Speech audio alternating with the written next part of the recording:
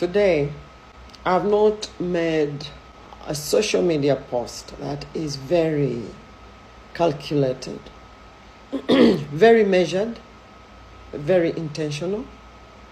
And in my whole life, I've never addressed Muhoozi, whether privately or publicly.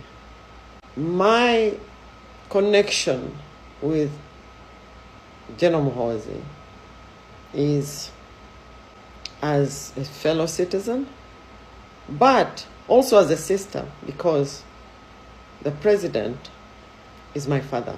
So I'm addressing you, Geno, as your sister. And in African tradition, sisters are the ones that give advice that does not seek favor, but for the good of the brother, because there is no bond in African tradition. I'm referring to African tradition, Geno, MK, our city, because you always refer to you being rooted in Bachwezi as your ancestors. So that's why I'm referring to African tradition. You are our brother. You hold a lot of power. In African tradition, when you're a brother, you're a custodian, because when you sit in that chair of our father, you are our custodian, you are our protector. You are going to fit the shoes of your father, who is the president. So, because of that, I'm addressing you on something very specific, something that pertains an elder, something that pertains a woman, because I still refer to African tradition. Dr. Honorable Miriam Matembe is an elder. She's our auntie.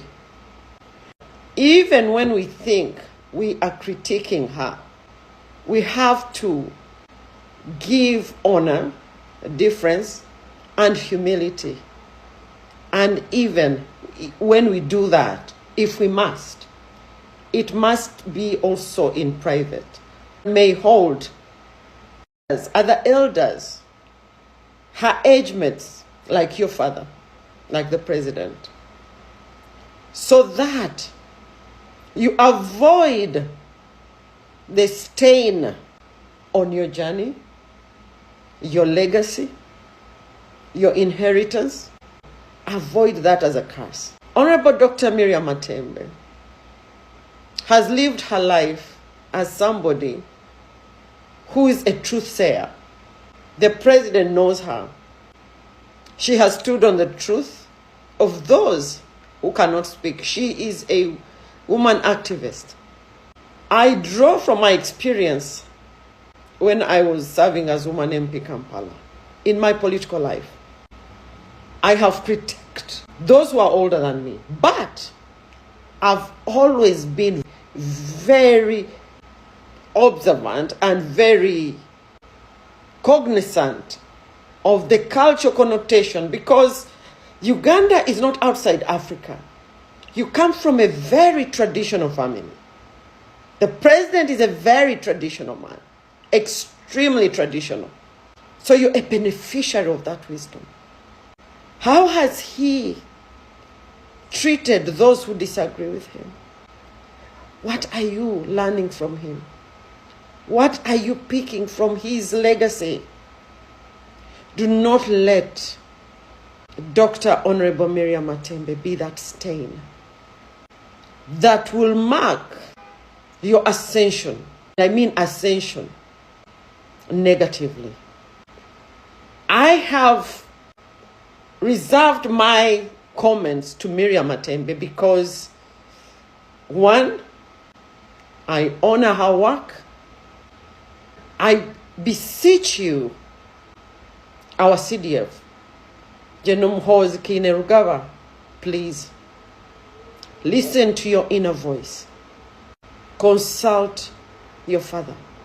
I am not going to be like some of the people who are going to just praise you, those are a danger to you, by the way.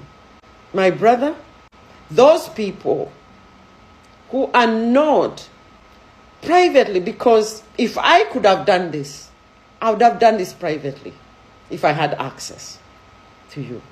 I would have done this privately. We are willing to offer counsel. We are all willing to offer our experience to the transition. I want you to look within your heart, within yourself. How do young men treat women in African society? That's your mother. Yes, I was in opposition politically. I was accused not using insults when I referred to the president. But I weathered that storm. I said the president went to school with my father in Ntare school. Whatever disagreement in my heart or difference in opinion that I would have with him, I had to get the words. Even when I met him, I would first say, I respect you as my father. You're my elder. But I think this should be done like this. So my brother, my CDF, General MK, Chairman PLU, I want to ask you to get a team of people who tell you the truth behind the scenes. Those who wish to benefit from you will not tell you. They will not give you counsel. Please find it in your heart to release our auntie, Dr. Honorable Miriam Matembe, for the sake of your father's legacy. Thank you so much.